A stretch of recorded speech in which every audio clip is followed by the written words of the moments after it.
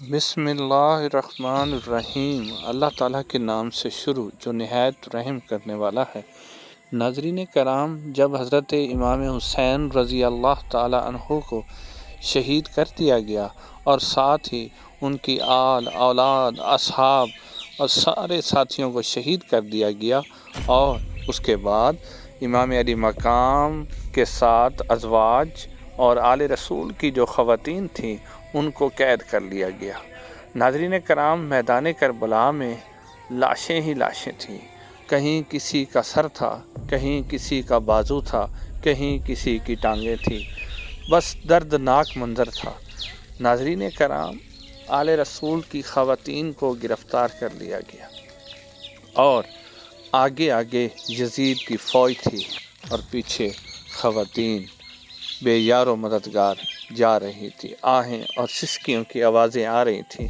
آل رسول کی خواتین کو لے جایا جا رہا تھا۔ یہ محمد رسول اللہ صلی اللہ علیہ وسلم کے امتی تھے، جنہوں نے نبی پاک صلی اللہ علیہ وسلم کی وفات کے صرف 50 سال بعد آل رسول کو ذبح کر دیا۔ ناظرین کرام، روایات میں آتا ہے کہ میدان کربلا کے اندر حضرت امام حسین رضی اللہ تعالی عنہ اور ان کے ساتھیوں اور ان کے بچوں اور تمام اصحاب کی لاشیں 3 دن تک بے کفن بے دفن پڑی رہیں اور ان کو کوئی بھی دفنانے نہ آیا۔ اس یزیدی فوج نے تمام لاشوں کے سر کاٹ لیے تھے اور سر کاٹ کے اپنے نیزوں پر رکھے ہوئے تھے۔ میدان کربلا میں صرف لاشیں ہی لاشیں تھیں۔ ناظرین کرام، 13 محرم 61 ہجری کو آس پاس کے قبائل نے جب دیکھا کہ میدان کربلا کے اندر سے یزیدی فوج جو ہے وہ چلی گئی ہے، اس کا پہرہ ختم ہو گیا ہے، تو وہ پانی بھرنے کے لیے دریائے فرات کی طرف ان کی خواتین آئیں۔ اس قبیلے کا نام بنو اسد تھا۔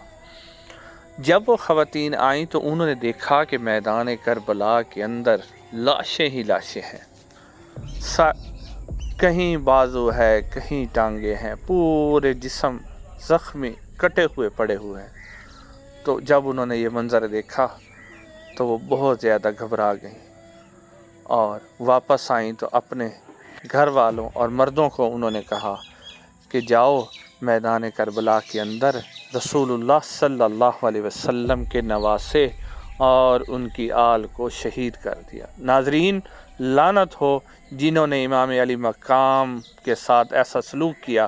اللہ کی لعنت ہو، اللہ کے نبیوں کی لعنت، اللہ تعالیٰ کے فرشتوں کی لعنت اور تمام انسانوں کی لعنت ہو ایسے انسانوں پر۔ ناظرین کرام، ان کے مرد کہنے لگے کہ اگر ہم نے امام علی مقام اور ان کے ساتھیوں کو دفنایا تو یزید کی جو فوج ہے وہ ہمارے خلاف سخت کارروائی کرے گی اور ہمیں بھی مار دے گی۔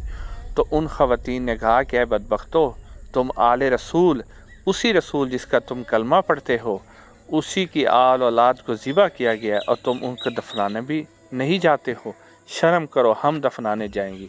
جب خواتین تیار ہوئیں تو ان مردوں کی غیرت بھی جاگی، تو وہ بھی راضی ہو گئے کہ ہم ان کو دفن کرنے جاتے ہیں۔ ناظرین کرام، وہ بنی اسد کے جتنے بھی مرد تھے وہ میدان کربلا کے اندر آئے اور انہوں نے دیکھا یہ دل خراش منظر جو تاریخ نے کبھی نہیں دیکھا تھا کہ ایک نبی کی آل کو صرف 50 سال بعد اسی کے امتی ہی ذبح کر دے۔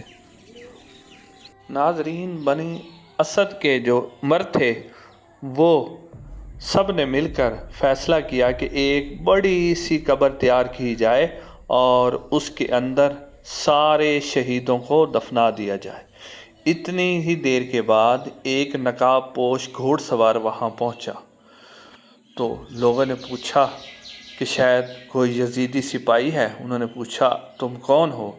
تو اس نے جواب دیا میں امام علی مقام کا بیٹا امام زین العابدین ہوں۔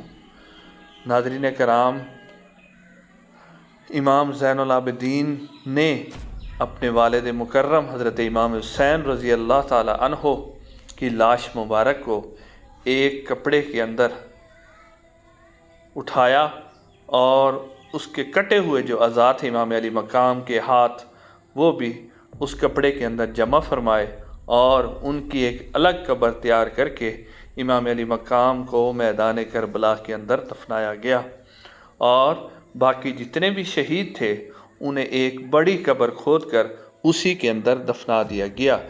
یہ جو قبر ہے آج بھی میدان کربلا میں گنج شہیدہ کے نام سے ہے اور وہاں پر موجود ہے۔ ناظرین کرام، جب لوگوں نے امام علی مقام علیہ السلام کو بھی دفنا لیا اور میدان کربلا میں دوسرے شہیدوں کو بھی دفنا لیا تو وہ واپس مڑنے لگے، تو امام زین العابدین نے فرمایا کہ رکو، ابھی ایک شخص کو دفنانا باقی ہے۔ تو وہ بولے وہ کون سے شخص ہے؟ تو امام زین العابدین رضی اللہ تعالی عنہ نے فرمایا کہ آؤ ہم دریائے فرات کی طرف چلتے ہیں۔ ناظرین کرام، بنی اسد قبیلے کے لوگ اور امام زین العابدین دریائے فرات کی طرف چلے۔ جب تھوڑا سا فاصلہ انہوں نے طے کیا تو حضرت عباس رضی اللہ تعالیٰ عنہ کا ایک بازو انہیں مل گیا۔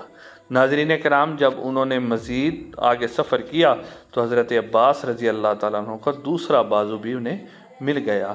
تھوڑی ہی دیر کے بعد انہوں نے دیکھا کہ حضرت عباس رضی اللہ تعالیٰ عنہ کا جسم مبارک، جس کا سر کٹا ہوا اور وہ دریائے فرات کے ساتھ پڑا ہوا ہے، جہاں پر وہ یزیدی فوج سے لڑتے لڑتے شہید ہو گئے تھے۔ ناظرین کرام، اس کے بعد امام زین العابدین اور ان لوگوں نے حضرت عباس رضی اللہ تعالیٰ عنہ کو بھی حضرت امام حسین رضی اللہ تعالیٰ عنہ کی قبر مبارک کے بالکل سامنے دفنا دیا۔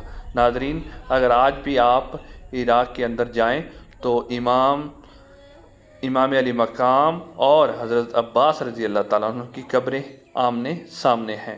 تو ناظرین، اللہ تعالیٰ ہم سب کو امام علی مقام کے اسوہ حسنہ پر چلنے کی توفیق عطا فرمائے، اور اللہ تعالیٰ ان ظالموں کو نیست نابود فرمائے، اور اللہ تعالیٰ قیامت والے دن ہمارا ساتھ امام علی مقام کے ساتھ فرمائے، اور نبی پاک صلی اللہ علیہ وسلم کی شفاعت نصیب فرمائے۔